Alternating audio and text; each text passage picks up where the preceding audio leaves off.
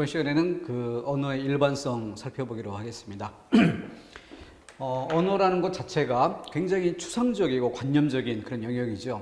그렇기 때문에 이 단원의 특징은 본질적으로 추상적인 성격이 강한 그런 것을 대상으로 해서 다루는 학문적인 그런 영역입니다. 때문에 내용 자체가 본질적으로 어렵다는 그런 성질을 띠고 있어요.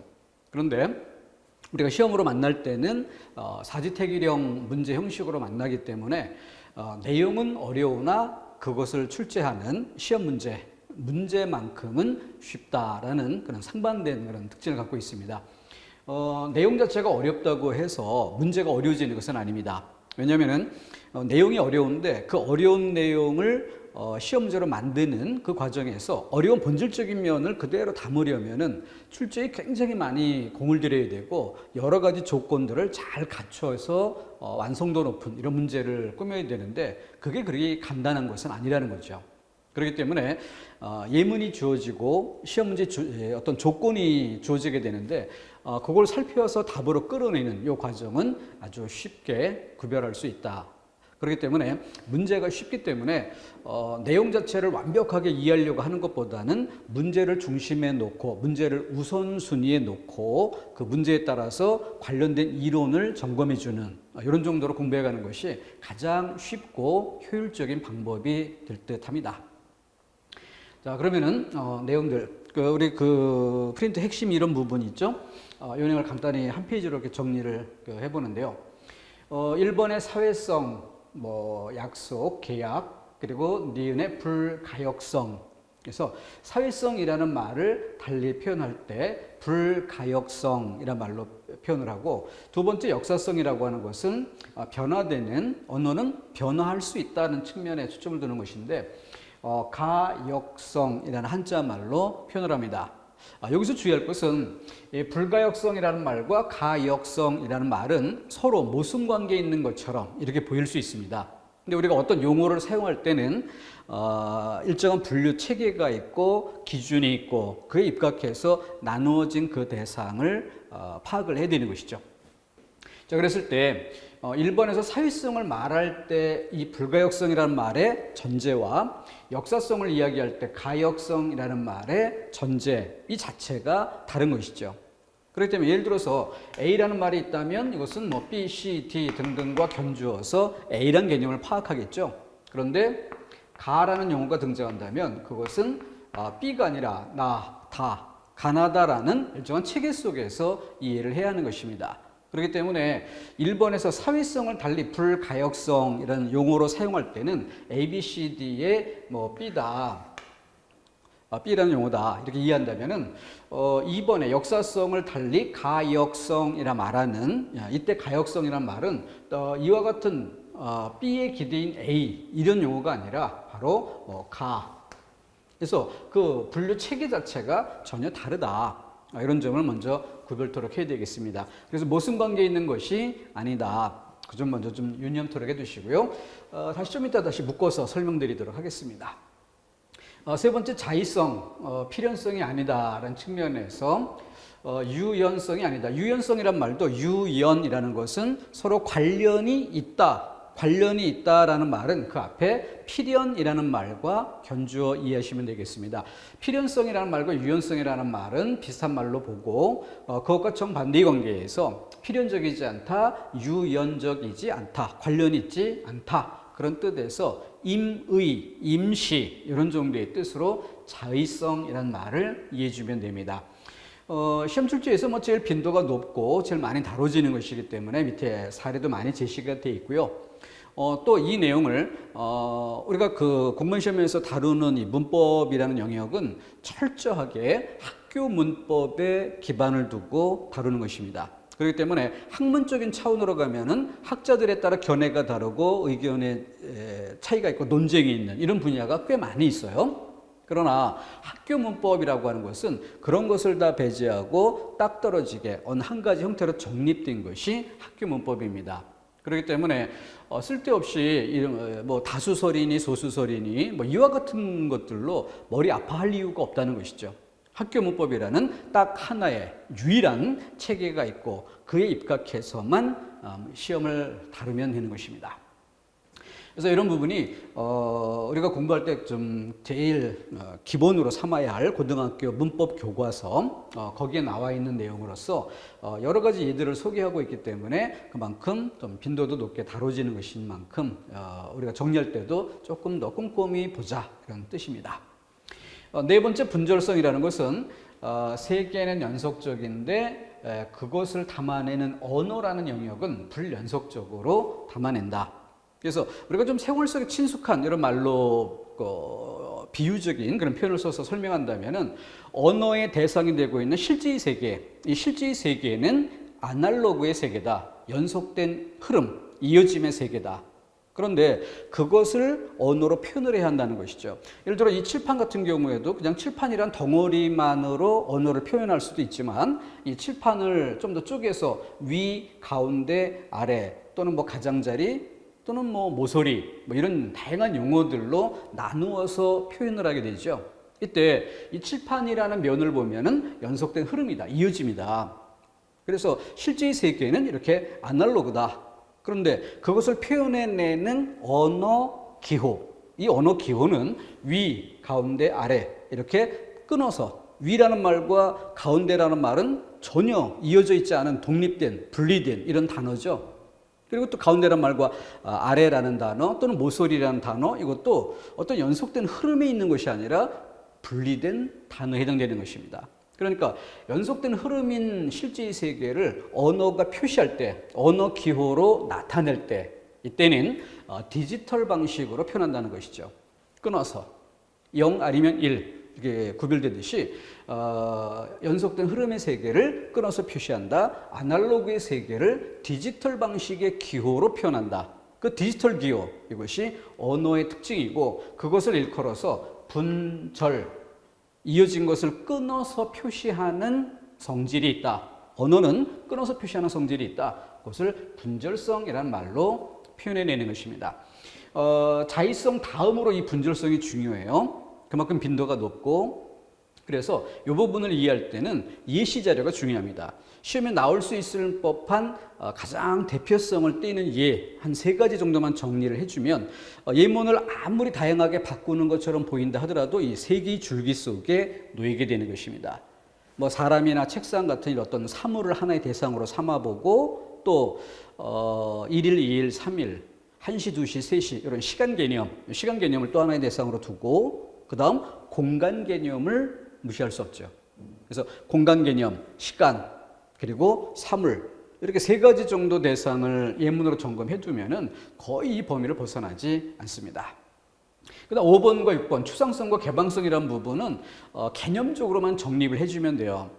이 추상이라는 말의 특징이 뭐냐? 그래서 실제 이 부분을 시험으로 출제하려면 어떤 예문을 주고 그 예문을 통해서 우리가 파악할 수 있는 언어의 성질이 뭐냐 이렇게 질문하게 되는데 추상성을 답으로 하려면 그 예문에 어떤 맥락의 이야기가 들어오게 될까 이것만 잡아주면 된다는 거예요. 개방성 역시 마찬가지입니다. 이거는 짜투리로 보고 뒤에서 따로 다뤄보도록 하겠습니다. 그래서 1번부터 4번까지 이것을 초점해 두면서 일단 대부분의 예문은 기본적으로 공통적으로 자의성을 바탕에 깔고 있다라고 전제해 주시는 게 좋겠고요. 자의성. 그 다음 사람과 사람의 관계, 어떤 뭐 사회, 보편적인 집단, 그들의 공통된 인식 이런 부분이 강조될 때 사회성, 시간 개념, 역사적인 흐름, 추이 이것에 초점을 두는 부분이 나타난다면 역사성 이렇게 해서 초점을 두면 될 것이고 앞서 이야기했던 것처럼 실제 세계와 그걸 끊어서 표시한 언어 세계 이 관계를 초점에 둘 때 분절성 이런 정도가 가미된다. 자의성이 바탕 위에 사회성을 초점으로 잡아낼 수 있을까? 역사성을 초점에 둘까? 분절성을 초점에 둘까? 이런 정도로 정리하면 되는 것이기 때문에 이 부분은 이렇게 우리가 만나는 이런 강좌처럼 기초 강의라는 가장 기본적인 단계지만 기초 강의에서 어느 정도 맥을 잡아도 거의 모든 시험에 임할 수 있는 완성도를 갖출 수 있다. 이렇게 생각해 주면 좋겠습니다. 그래서 예를 하나 이렇게 들어보고 넘어가도록 하겠습니다. 이 언어를 이해할 때 제가 많이 빗대어서 비유적으로 설명을 많이 드리는데요. 컵을 놓고 이 컵을 위에서 바라보면 동그라미로 보이는데 옆에서 바라보면 사각형으로 보이는 이것처럼 우리가 지금 공부할 이 언어라는 것을 컵이라는 이 물건처럼 놓고 생각해 보세요. 그래서 접근하는 관점과 시각이 어디에 있는가, 어디에 초점을 두는가에 따라서 그 파악되는 성질이 다를 수 있다는 거죠. 컵을 동그랗다라고 말하는 것은 위에서 볼 때의 문제이고 또 옆에서 볼 때는 사각형이라고 했어요. 근데 이것만이 전부는 아니죠. 손으로 만졌을 때는 어떨까요? 표면이 매끄럽다 또는 거칠다라는 다른 기준으로, 지금까지 점검하지 않았던 다른 기준으로 설명할 수가 있죠. 또 불빛에 이렇게 비춰보고 투명하다, 불투명하다라는 관점에서도 얘기할 수 있어요. 무겁다, 가볍다라는 또 다른 기준도 있습니다. 이런 것처럼 컵 하나는 어떤 관점과 기준으로 접근하는가에 따라서 설명할 수 있는 방식이 여러 가지가 있죠. 그와 똑같이 지금 우리가 동그라미 1번부터 6번까지 언어의 특징을, 언어의 본질적인 성질을 이렇게 설명하는데 이 언어를 컵이라고 생각해 보세요. 그리고 사회성이다라고 설명하는 방식을 위에서 동그라미다, 동그란 모습이다 라고 설명하는 것처럼 역사성이라는 건 옆에서 보니까 동그랗게 보는 게 아니라 네모나게 보이더라 라는 다른 성질, 자의성, 뭐 투명하다 불투명하다 이 측면에서 본다든가 이렇게 서로 다른 관점에서 바라본, 그렇게 해서 파악된 이런 성질을 이야기하는 것이다. 여기 있는 예문을 활용해 볼게요. 여기 덮어서 PPT에는 한글 고가 표시되지 않기 때문에 이제 따로 그림으로 해서 여기다 덮어 썼는데 어디로 도망갔네요. 여기 고 표기로 가살. 자, 근데 이것이 예를 들어 15세기의 표기 양상이다. 현대 국어에는 요 괄호는 발음결을 표시하고 있지만 요 발음결을 떼고 표기했을 때의 모습 가을. 그러면 이것은 현대 21세기의 모습이다. 자, 요걸 예문으로 놓고 생각해 봅시다. 그랬을 때 이해하기 가장 좋은 방법이 뭐냐면 통나무 그림이에요.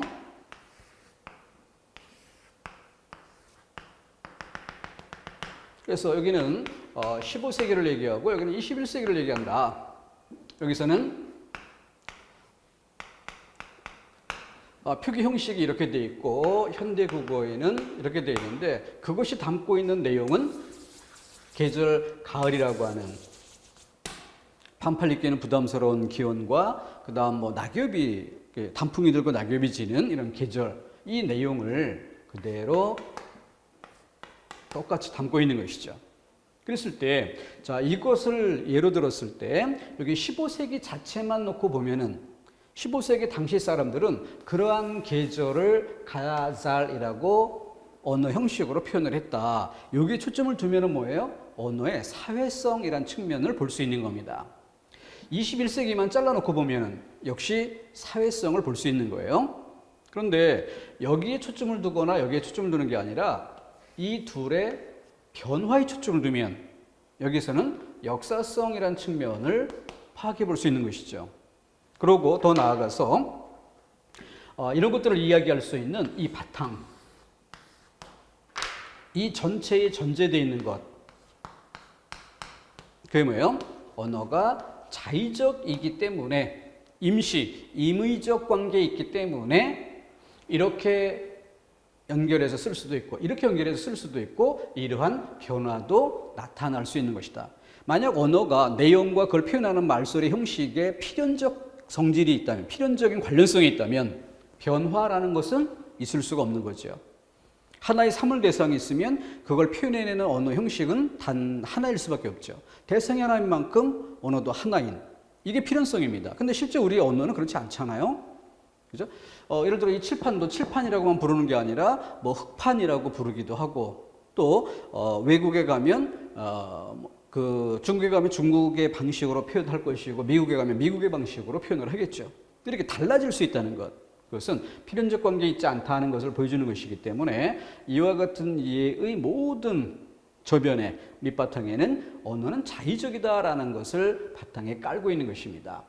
그 위에서 문장이 어디에 초점을 두느냐에 따라서 사회성에 초점을 둘 수도 있고 이렇게 역사성에 초점을 둘 수도 있고 이쪽에 사회성의 초점을 둘 수도 있습니다. 언어를 이해하는 가장 기본적인 예시 자료로 삼아보면 좋겠습니다. 이 정도를 바탕에 두고 좀 연습으로 가보도록 하겠습니다. 예제를 좀 볼까요? 독해력이 또 중요한 부수적인 영역이라 할 수 있겠죠. 문장을 읽고 그 문장 속에서 말하는 서술의 그 초점, 이걸 잡아내는 것이 무엇보다 중요하겠습니다. 그래야 답을 정확히 낼 수가 있겠죠.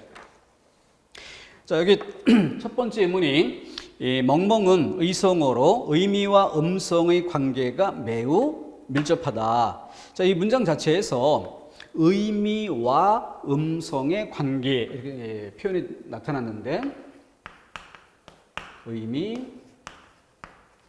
음성 이걸 달리 그대로 이야기하면 의미라고 하는 것은 내용이죠. 그리고 음성이라고 하는 것은 그것을 담아내는 형식이고 그렇기 때문에 언어의 양측면인 내용과 형식이라는 양측면을 그린 것이고 그 관계를 고려해야 되는 것이죠. 그랬을 때 의미와 음성, 내용과 형식의 관계가 매우 밀접하다. 그런데 외국인들이 보편적으로 인식하는 개 짖는 소리 멍멍은 일본인들에게 왕왕으로 인식된다. 자, 문장을 잘 놓고 보면 앞부분에서는 멍멍은 의성어로, 그래서 예를 들 때 의성어라는 예시 자료를 끌어들였어요. 그래서 이 의성어라는 것이 여타의 다른 언어 영역 이런 것들과 구별해서 본다면 상대적으로 이쪽은 좀 그 의미와 음성의 관계가 매우 밀접하다. 관계가 밀접하다라는 것은 상대적으로 좀 필연성이 높다. 이걸 이야기하는 거예요.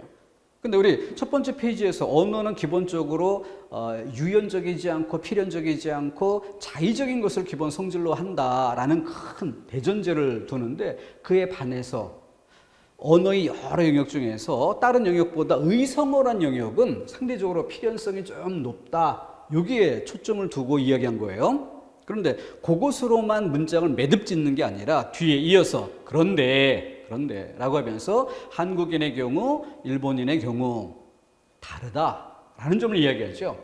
그러니까 언어 전체로 보면 상대적으로 다른 영역에 비해서 필연성이 상대적으로 높은 영역의 의성어인데 그 의성어 속에서도 한국인의 경우와 일본인의 경우 뭐예요? 다르다. 차이가 있다. 이걸 이야기하고 있죠. 그렇기 때문에 이 부분도 자의성이라는 맥락에서 파악돼야 하는 것입니다. 그래서 이거는 기본 개념도 중요하지만 이 언어학 일반론이라는 기본 개념을 정립해 두는 것 이것도 중요하지만 실제 시험 문제에서 예문이 주어지면 그 예문에 대한 독해 능력도 매우 중요하다. 특히 서술 초점이라는 부분이 아주 중요한 정답 고르기의 포인트가 되는 것이에요. 자, 동그라미 1번님은 주의할 것을 다시 한번 강조드립니다. 앞부분은 뭐예요? 필연성이 높다라는 얘기인데 이것은 언어가 본질적으로 필연적이다 이걸 얘기하는 게 아니라 언어의 다른 영역에 비해서 의성어라는 영역은 필연적인 성질이 좀 높다.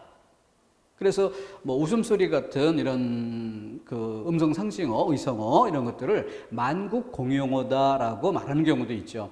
어느 나라든 처음 듣더라도 그게 뭔 소리를 흉내낸 것인지 대충 알아들을 만하다 이런 뜻으로. 그런데 좀 더 세밀히 따져보면은 이렇게 다르다라는 걸 결국 결론으로 이야기하고 있습니다. 그래서 이 예문은 요걸 이야기했을 때 역시 자의성을 뒷받침한다라고 답을 할 수 있지만 이 부분을 빼고 요것만 강조한 상태에서 문맥이 끝나버릴 수도 있어요.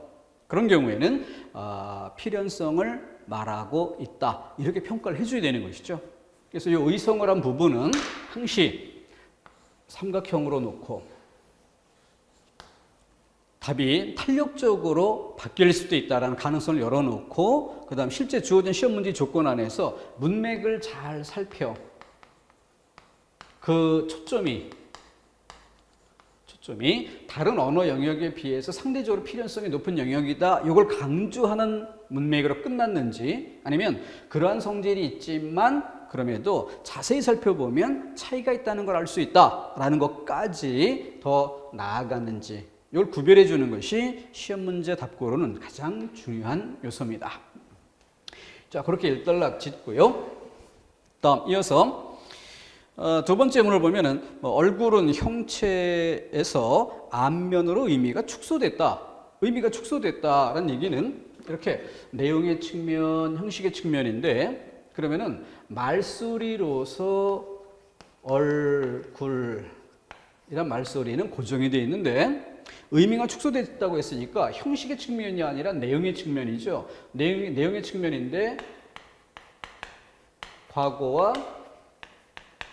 현재를 보는 것입니다. 그랬을 때 과거에는 얼굴이라는 말이 형체였다라는 얘기는 뭐예요? 바로 이렇게 거꾸로 그리기도 그렇고 아무튼 사람 머리끝에서 발끝까지 전체를 나타내는 표현이었다. 과거에는 전체를 나타내는.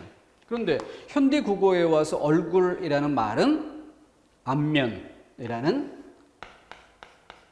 부분을 말하는 것으로 이렇게 전체에서 부분으로 표시할 수 있는 의미 영역이 좁아졌다, 작아졌다. 이걸 이야기하고 있죠. 그렇기 때문에 앞서 통나무 그림 그렸던 것처럼 맨 밑바탕에 뭐가 깔려 있어요? 자의성. 이 자의성이 전제돼야 언어가 변화하는 이 변화를 설명할 수 있죠. 자의적이지 않고 필연적이라면 변화라는 것 자체가 설명될 수 없기 때문에 그래서 자의성은 밑바탕에 깔린 것이고 그 다음 이렇게 얼굴이라는 말소리를 이야기하면서 내용이 축소됐다는 얘기는 이렇게 과거에서 현재로라는 부분이 담겨 있는 거죠. 시간의 흐름이 이 문장 속에 반영되어 있죠. 그렇기 때문에 역사성이라는 것이 인정되는 것이며 가장 이제 부수적으로 사회성. 과거의 얼굴이라는 말은 머리끝에서 발끝까지를 사회적 합의에 의해 다 같이 쓴 것이다. 그래서 옛 고전 문학에 얼굴이 아름다운 사람이라는 구절은 머리끝에서 발끝까지 외모가 출중한 사람, 풍채가 좋은 사람 이런 정도의 뜻이었지 안면이 예쁜 사람 이런 뜻이 아니었던 겁니다. 그래서 얼굴이 아름다운 사람이라는 말을 남자에 대해서 쓰는 그래서 풍채 좋은 우리가 흔히 장군감이다라고 할 만한 그런 외모를 나타낼 때 썼던 구절이 있습니다. 근데 오늘날 얼굴이라고 하면 요 목 윗부분만을 표시하잖아요. 의미가 좁아진 건데 그 속에 옛날에는 요즘에는 이런 시간의 흐름이 반영되어 있다는 것 잡아내겠습니다. 그리고 옛날에는 옛날 그 자체의 사회성, 지금은 지금 이 시대의 사회성이란 측면도 반영되어 있는 것이다. 자의성을 바탕에 깔고 역사성에 초점을 두고 있으며 부수적으로 사회성도 인정하지 않을 수 없다. 이렇게 이해하면 되겠고요. 다음 세 번째, 죽다와 숨지다처럼 발음은 다르지만 같은 의미로 사용되는 말이 있다. 자, 이걸 기본 뼈대로 해서요. 자의성을 설명하는 방식을 간단하게 그림으로 표시하면 이렇게 보시면 돼요. 자, 무슨 얘기냐면은 여기다 기호로 A와 B라고 써볼게요. 여기는 가와 나로 써보겠습니다. 자, 만약에 필연성을 그림으로 표시한다면 어떻게 해야 될까요? 왼쪽에도 하나, 오른쪽에도 하나, 그래서 내용과 형식이 1대1로 연결된다. 그래 필연성인 거죠. 그게 아닌 자의성을 말하려면 그렇게 1대1로 결합되는 것이 아닌 걸 표시할 수 있어야 돼요. 그렇기 때문에 지금 말소리, 형식이란 측면이 하나일 때 말소리는 하나인데 그것이 나타낼 수 있는, 담을 수 있는 내용은 A, B 두 가지를 담을 수 있다. 말소리는 같은데 내용은 두 개인. 이걸 이제 정리해서 이야기하면 뭐예요? 동음. 음이 같다, 말소리가 같다, 음성, 형식 쪽이 같다, 하나다. 그런데 이의 뜻이 다르다, 내용이 다르다. 그래서 배라고 하고 배라는 말소리가 선박을 나타내기도 하고 나무 열매를 나타내기도 하고 사람의 복부를 나타내기도 하는 이게 바로 동음이의어죠. 이것으로 자의성의 예를 삼을 수가 있고요. 또 다른 예, 그림이 반대가 됩니다. 내용이 하나인 거예요. 그런데 그걸 표현하는 말소리가 가라는 말소리도 있고 나라는 말소리도 있고 이렇게 서로 다른 말소리가 존재하는, 그런데 대상은 동일한, 이것도 마찬가지죠. 이걸 지금 분필이라는 말소리로 표현하는데 분필이라는 말소리 속의 내용이 뭐예요? 이거예요. 그런데 옛날에는 어땠어요? 백목이라는 말소리도 있었잖아요. 백목.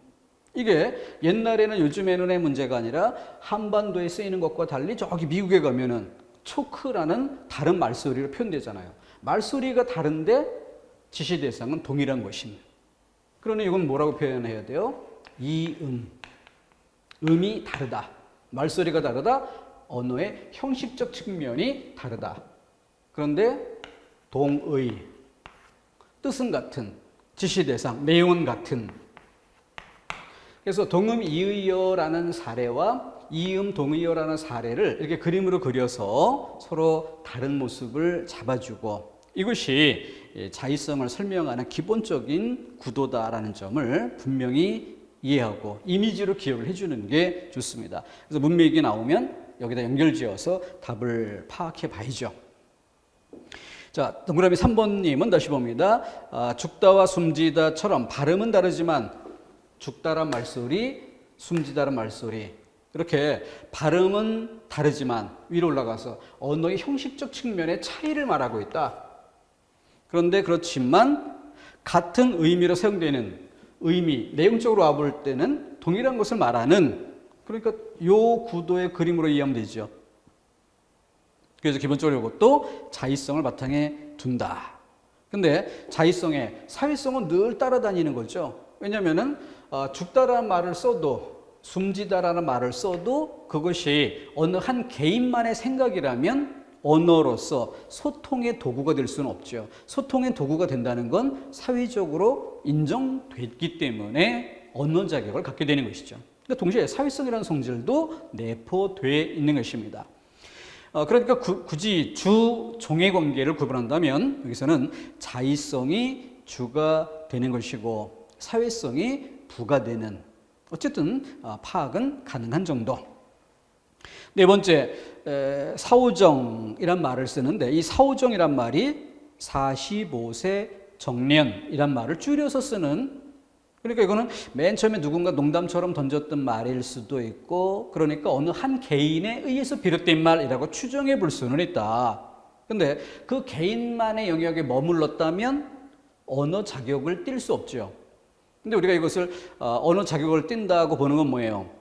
그 사람이 표현한 그 말이 재미가 있어서 신선해서 그런 이유로 옆 사람도 따라하고 그 옆 사람도 따라하고 그러다 보니까 사회적인 유행어가 됐다.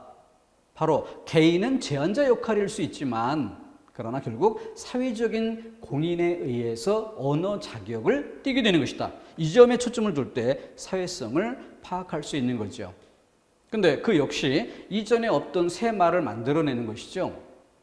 그러니까 역시 새롭게 말을 만들었다는 점에 초점을 두면 바로 시간의 흐름에 따른 변화의 가능성, 역사성을 짚어볼 수 있는 것이며, 또 역사성을 말한다는 것 자체가 그 밑바탕에 뭐가 깔려있다? 자의성. 필연성이라면 변화를 인정할 수 없으니까 자의성이 전제되어야만 변화를 설명할 수 있는 것이니까. 그래서 앞서 그렸던 통나무 그림표 다시 한번 기억하시고 그렇게 연결해서 세 가지 성질을 끌어낼 수 있다. 이렇게 보면 되죠. 다섯 번째 역시 크게 다르지 않습니다. 자, 이렇게 해서 다음 예문을 한번 또 보기로 하죠. 두 번째 예문. 네. 자, 예제 두 번째 문제. 역시 질문은 같은 거예요. 다음 사례와 관련이 깊은 언어의 일반성이라고 질문되어 있고 정답이 2개 이상일 수 있다. 그래서 컵 얘기를 했던 것이고 통나무 그림표로 설명을 해 보였던 것입니다. 그 점 상기하시고 1번 하나 볼게요. 우리나라 사람들은 산, 하늘, 바다를 모두 푸르다고 한다. 자, 이걸 또 여기다 연결해 봐야죠. 위에 아래 어디다 놓을까요? 산, 하늘, 바다. 이건 뭐예요? 실제 지시 대상, 언어의 지시 대상인 내용의 측면이죠. 내용의 측면이 산도 있고 바다도 있고 하늘도 있고. 그런데 형식인 언어의 측면으로 오면 모두 푸르다라는 한 가지로, 그러니까 위의 것에 해당되는 거죠. 푸르다라는 동음 같은 것. 그런데 이의 내용은 다른, 여기 해당되는 거예요. 그러니까 이 동그라미 1번이 보여주는 언어의 일반적 성질은 첫째 뭐예요? 자의성입니다. 지금 이 예제 오른쪽 단의 예제 두 번째 문제인데 그 동그라미 1번에 대한 답이 분절성이라고 답이 되어 있어요. 근데 이거는 X로 하진 마시고 오른쪽에 자의성이라고 해서 뭐 분절성 옆에는 동그라미 하나짜리 답, 오른쪽에 다시 자의성이란 말을 더 써주고 그 자의성이란 말에는 이렇게 동그라미 2개짜리 답. 그러니까 더 본질적인 답은 자의성을 보여주는 예문입니다. 분절성을 설명하려면 내용적인 면에서는 서술의 초점이 어디에 있어야 돼요? 연속된 흐름, 이어짐. 여기에 초점이 있어야 되고 그것을 언어가 표시할 때는 어떻게 끊어서 표시한다라는 요걸 설명의 초점으로 두어야 분절성이라는 답이 딱 떨어지는 건데 지금 전체적인 서술 초점은 아무래도 이 자의성에 더 무게중심이 있다라는 것을 좀 고려해 주면 좋겠습니다. 두 번째, 무지개는 빨강, 주황, 노랑, 초록. 바로 요게 분절성에 딱 좋은 예죠. 왜냐면은 실제 지시 대상은 뭐예요? 무지개니까 3개 연속된 흐름이죠. 3개 연속된 흐름. 그런데 그것을 표현할 때 말소리는 어떻게 해요? 빨, 주, 노, 초.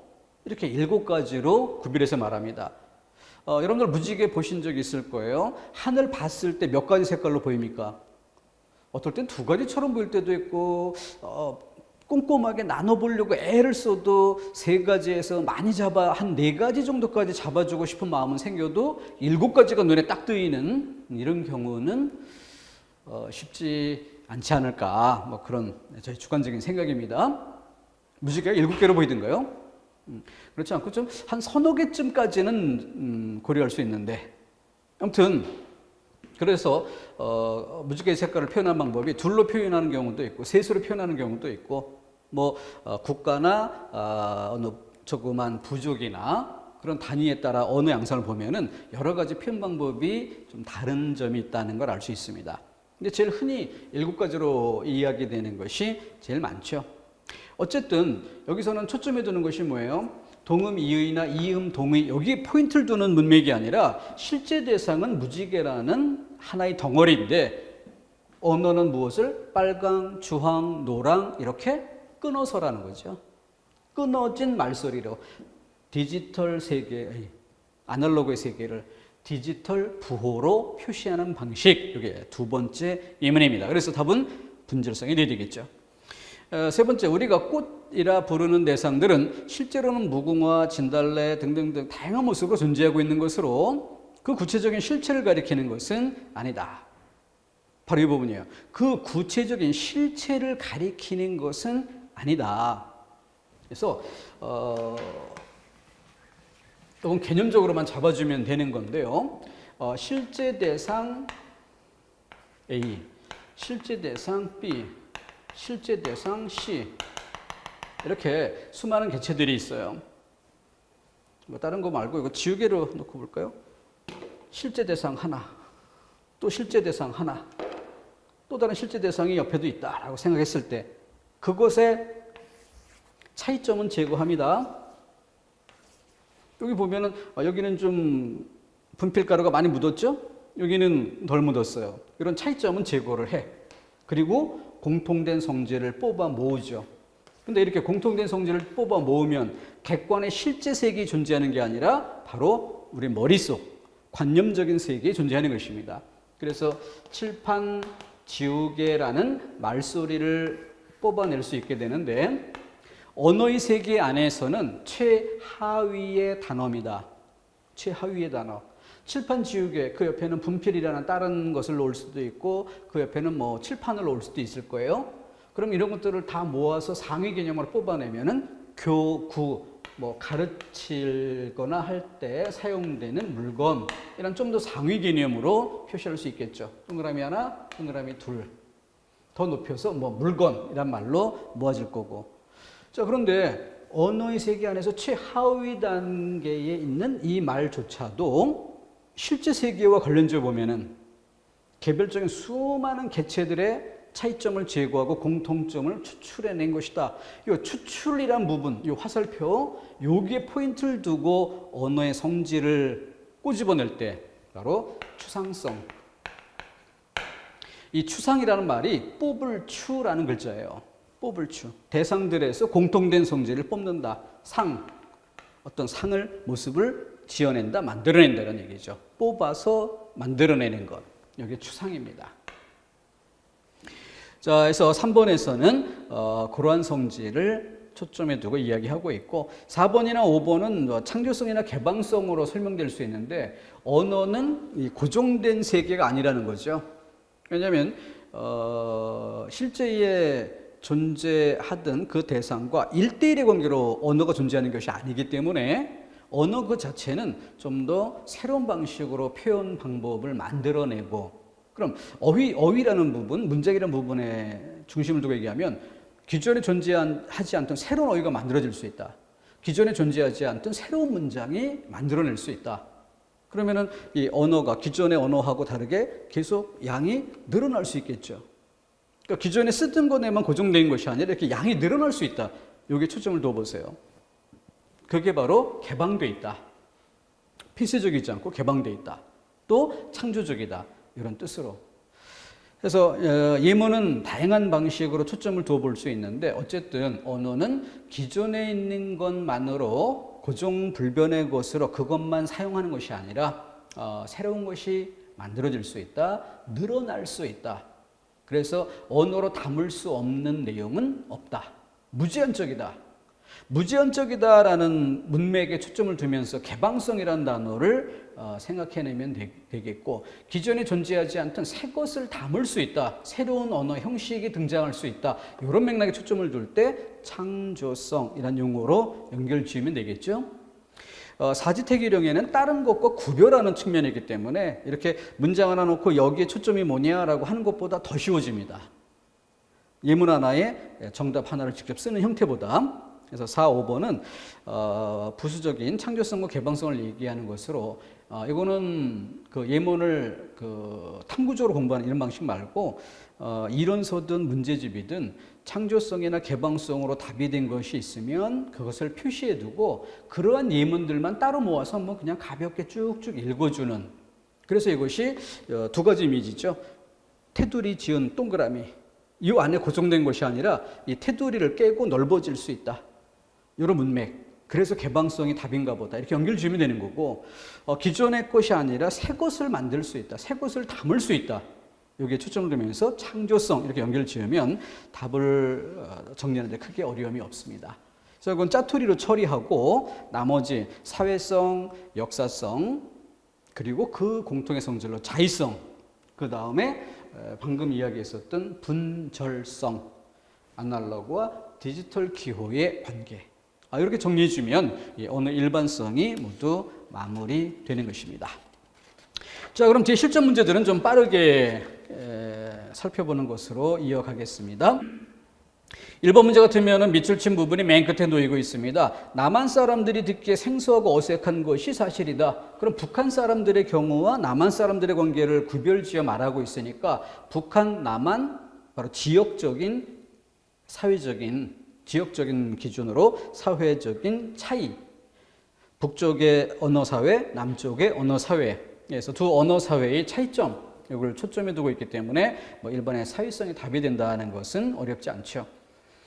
언어학적인 개념만으로 답이 되는 게 아니라 독해를 수반하는 독해력이 답을 결정하는데 크게 영향을 끼치는 그런 질문들입니다. 두 번째 역시 마찬가지죠.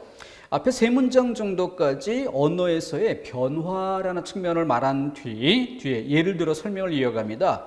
단락을 바꿔 쓰면서 중간 부분 넘어가면 여기서 백성, 내리다, 뜻 등은 오늘날에는 각각 백성, 이르다, 뜻으로 바뀌었다. 바로 뭐가 바뀌었다? 바로 자음, 모음, 언어 형식의 측면이 바뀌었다라는 것을 지적한 거예요.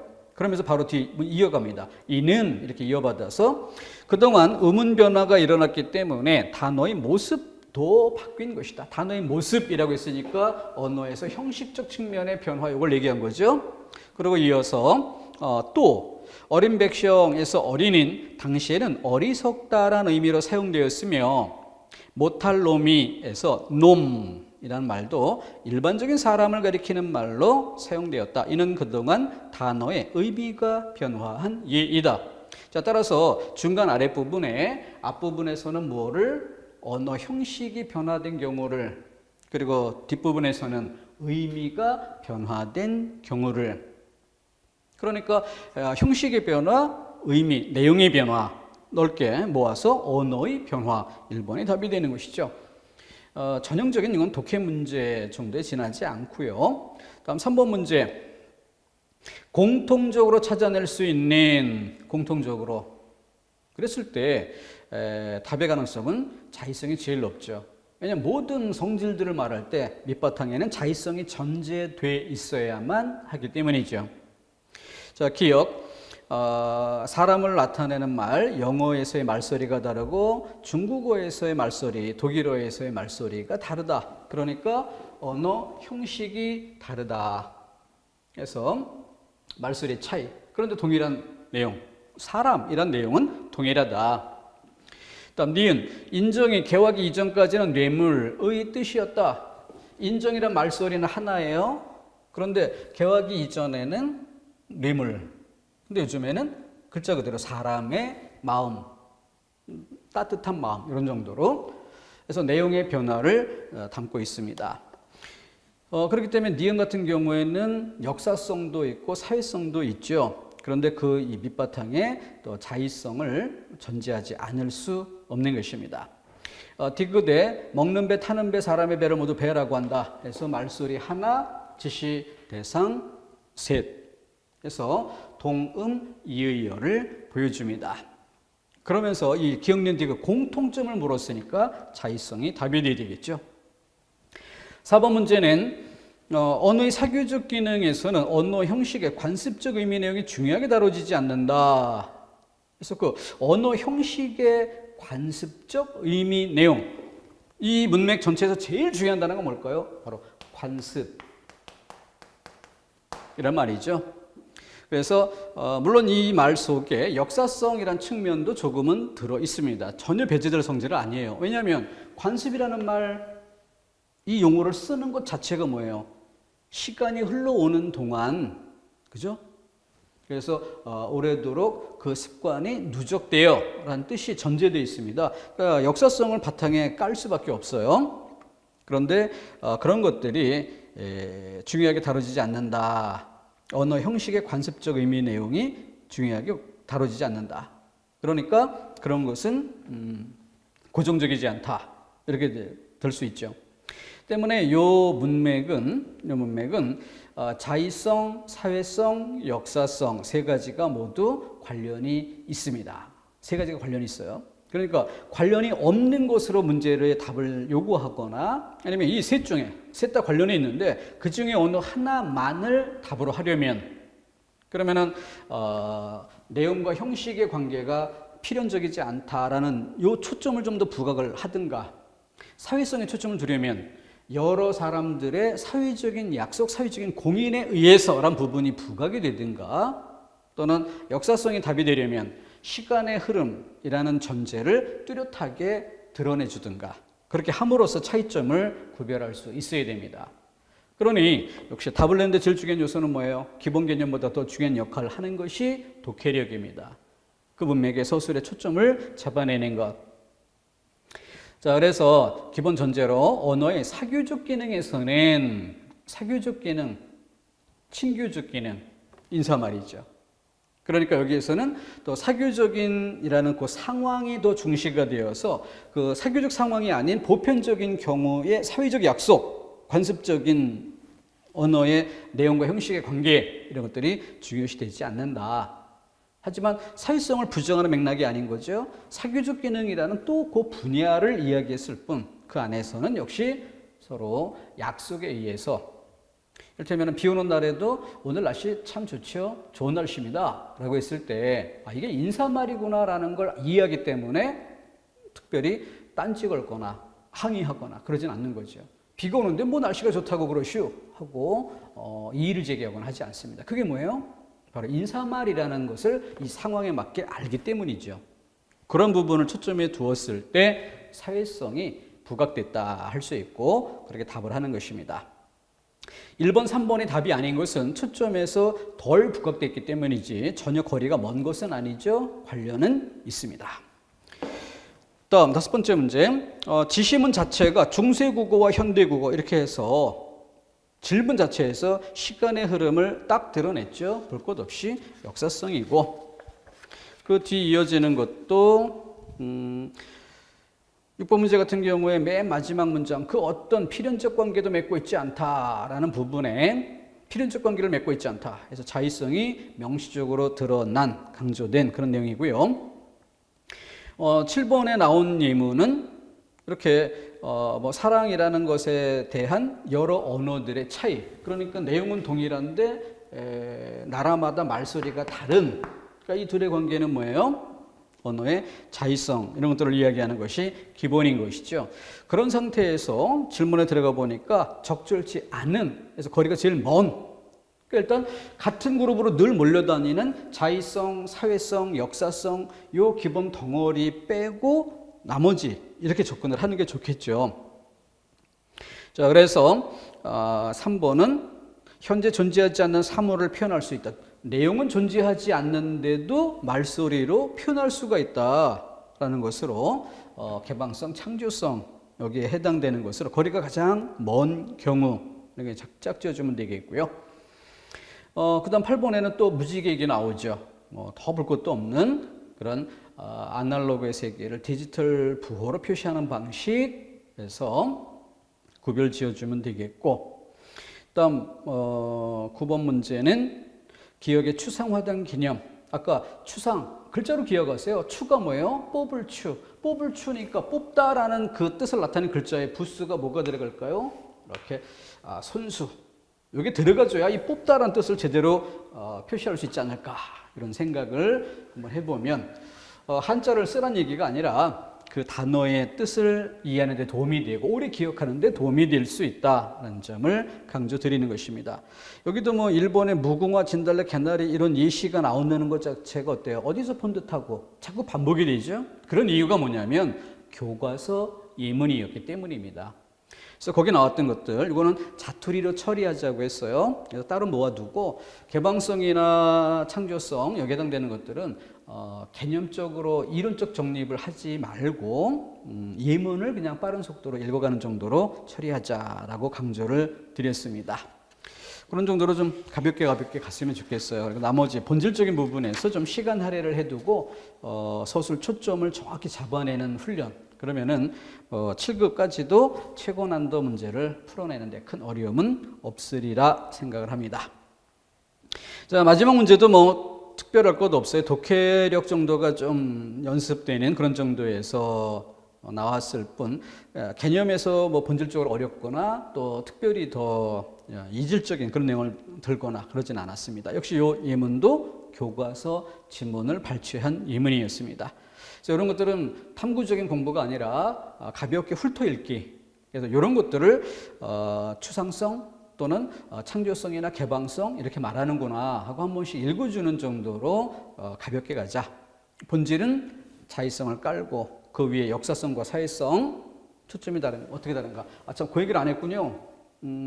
사회성의 또 다른 말로 불가역성, 줄여서 그냥 불역성이란 말을 쓰는데 전제가 다르다고 했죠. 이 앞에 전제는 뭐야? 개인이 바꿀 수 없다 이런 뜻이에요.